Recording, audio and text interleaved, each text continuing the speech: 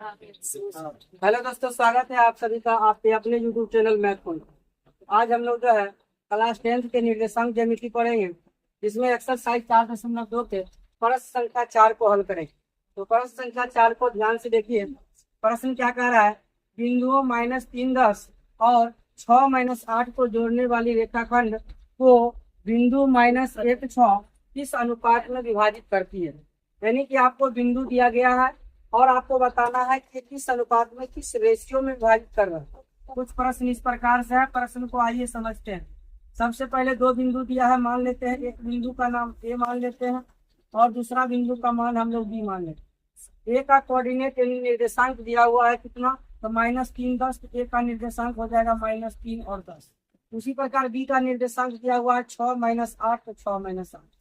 अब कहा जा रहा है कि इस बिंदु को जोड़ने वाली जो रेखाखंड है उसको एक बिंदु है -1 6।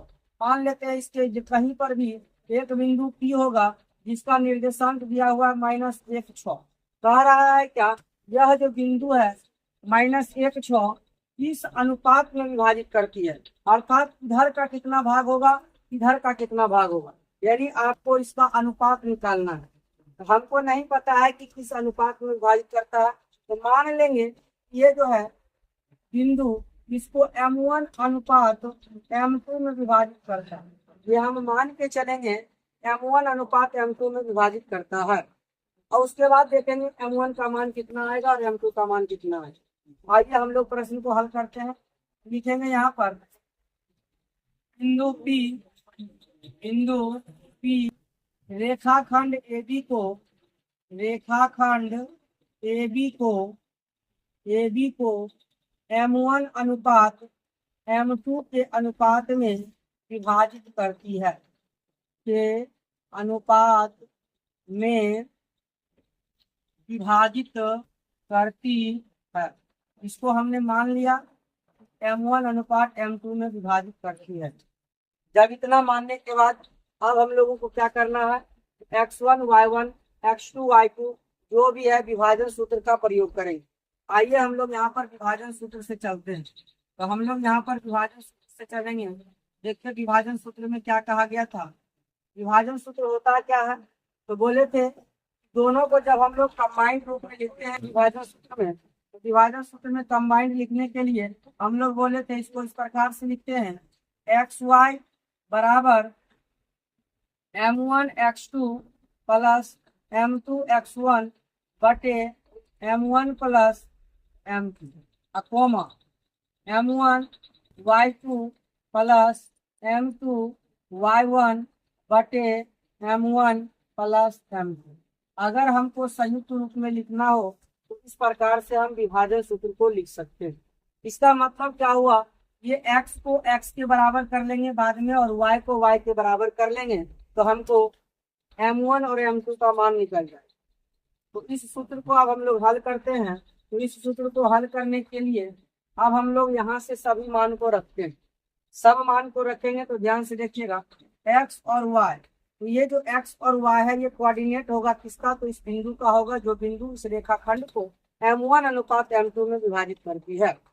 तो यहाँ x और y का वैल्यू, x का वैल्यू हो जाएगा -1, y का वैल्यू हो जाएगा 6।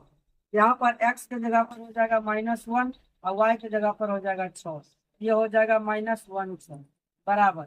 अब यहाँ पर है M1 x2।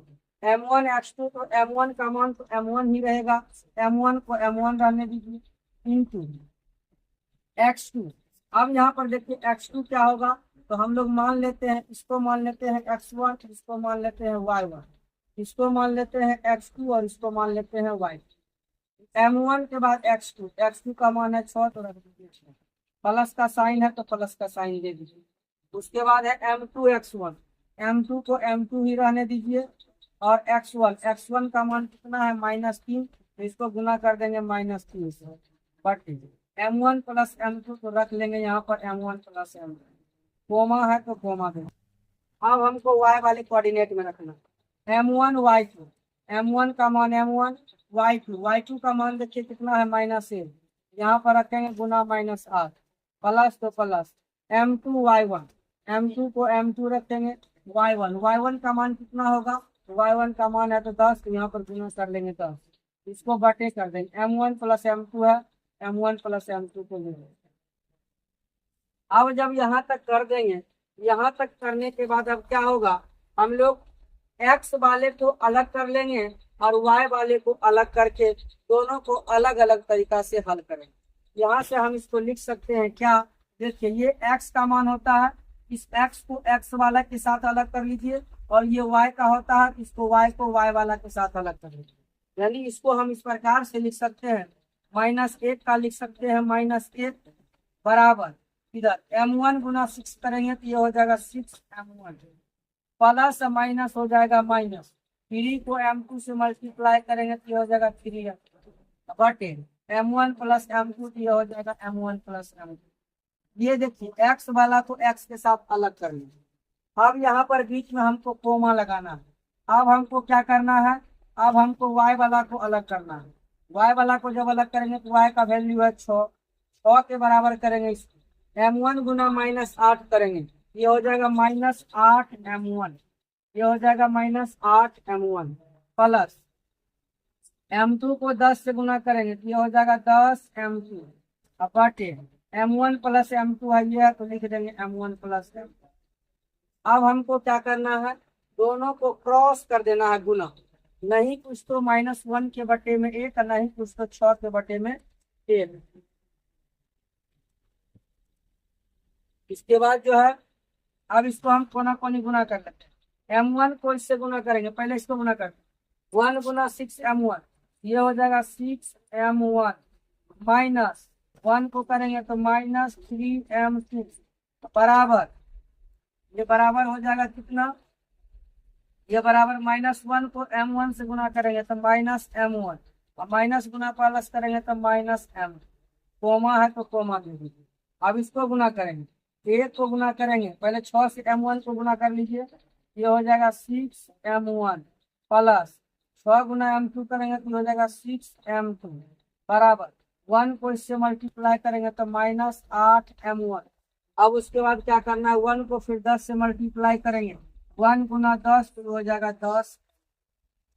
अब हमको क्या करना है, तो यहाँ से जो है m1 और m2 का ही वैल्यू तो प्राप्त करना है, तो m1 और m2 का वैल्यू हमको प्राप्त हो जाएगा। आइए हम लोग अब देखिए इसको हल करते हैं अलग अलग। m1 को m1 के साथ रख लेंगे, m2 को m2 के साथ रख लेंगे, m1 और m2 के साथ यहाँ पर हम लोग देखिए इसको हल करते हैं। आइए अब इधर देखिए, इस m1 को इधर कर लेंगे, m2 को उधर कर लेंगे, ये m1 इधर माइनस में है, इधर आएगा तो प्लस में हो जाएगा। यहाँ से हम लिख सकते हैं 6m1, और ये माइनस इधर आएगा तो प्लस में हो जाएगा, ये हो जाएगा +m1 बराबर। अब यहाँ देखिए इधर बचा हुआ है -3m2 बराबर के इस साइड माइनस में, उस तरफ जाएगा तो प्लस में हो जाएगा, इधर जाकर +3m2 हो जाएगा। और उसके बाद क्या हो जाएगा, ये -m2 इधर माइनस में ही है, इसको माइनस में ही जाने दीजिएगा -m2। अब देखिए कोमा, कोमा लगाने के बाद अब इसको देखिए, m1 को इधर करेंगे, माइनस में इधर आएगा तो क्या हो जाएगा प्लस में, ये हो जाएगा 6m1 प्लस 8m1, 8m1 बराबर। अब यहाँ देखिए ये 6m2 प्लस में है, बराबर के उधर जाएगा तो माइनस में हो जाएगा, इधर हो जाएगा 10m2 माइनस, ये 6m2 माइनस में जाएगा उधर, ये हो जाएगा 6m2। अब यहाँ पर हमको क्या करना है, 6 और 1 को जोड़ेंगे तो हो जाएगा 7m1 बराबर, उसको घटाएंगे, 3 में से 1 घटेगा तो हो जाएगा 2m2, 2m2। उसके बाद देखिए यहाँ 6 में 8 को जोड़ेंगे तो हो जाएगा 14m1 बराबर, 10 में से 6 को घटा देंगे तो हो जाएगा 4m2, कितना हो जाएगा 4m2। अब देखिए यहाँ क्या हो जाएगा, अब यहाँ पर हम क्या करेंगे, m2 को इधर कर देंगे, 7 को इधर कर देंगे, यानी इसको हम लिख सकते हैं कुछ इस प्रकार से, देखिए ये m1 को यहाँ रहने देंगे, 2 के साथ m2 इधर गुना में है, इधर आएगा तो भाग में हो जाएगा, यहाँ हो जाएगा m1 बटे m2 बराबर, इधर 2 है ये है, इधर 7 गुना में, इधर आएगा तो भाग में हो जाएगा 2 बटे 7। इधर देखिए क्या हो जाएगा, m1 को m1 रहने दीजिए, m2 को इधर गुना से जब इधर लाते हैं क्या हो जाता है, भाग। m2 हो जाएगा भाग। उधर बचा हुआ है 4, तो उधर 4 रहने दीजिए। उसके बाद क्या करना है, उसके बाद ये 14 तो गुना में है, बराबर के जब उधर जाएगा 14 तो गुना बदल जाता है भाग में, ये 14 चलाएगा नीचे। अब इसको देखिए कटाएंगे, 2 दूनी 4, 7 दूनी 14, यानी कि m1/m2 बराबर हो गया 2/7, और ये भी m1/m2 बराबर हो गया 2/7। इसी को हम लोग बटे को ही अनुपात कहते हैं, बटे को ही क्या कहते हैं, अनुपात कहते हैं। इस प्रकार से m1/m2 जो है वो निकल गया आपका 2:7, m1/m2 ये कितना निकल गया, 2:7। याद रखना है कि जो x में m1 और m2 का वैल्यू आएगा वही y में भी m1 और m2 का वैल्यू आएगा। कहने का मतलब x को भी निकालेंगे तो उसी अनुपात में आएगा, y को भी निकालेंगे तो उसी अनुपात में आएगा। तो m1 का मान हो गया 2 और m2 का मान हो गया 7। यहाँ कह रहा था कि वह जो बिंदु है किस अनुपात में विभाजित कर रहा है, तो अनुपात आपका निकल गया 2:7। यहाँ लिख देंगे,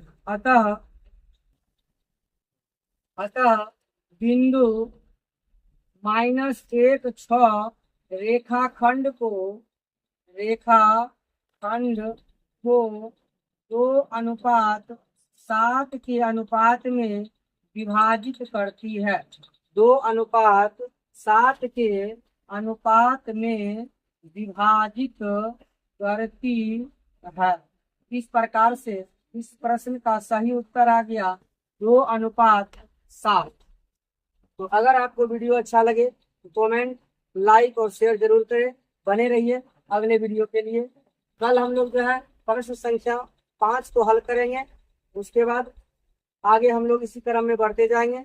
2025 में शामिल होने वाले जितने भी स्टूडेंट हैं सभी इस चैनल को सब्सक्राइब जरूर करें, और अपना टारगेट है मैथ में 90+ स्कोर करने का। बने रहिए अगले वीडियो के लिए। बन गया, आंसर आ गया 2.7।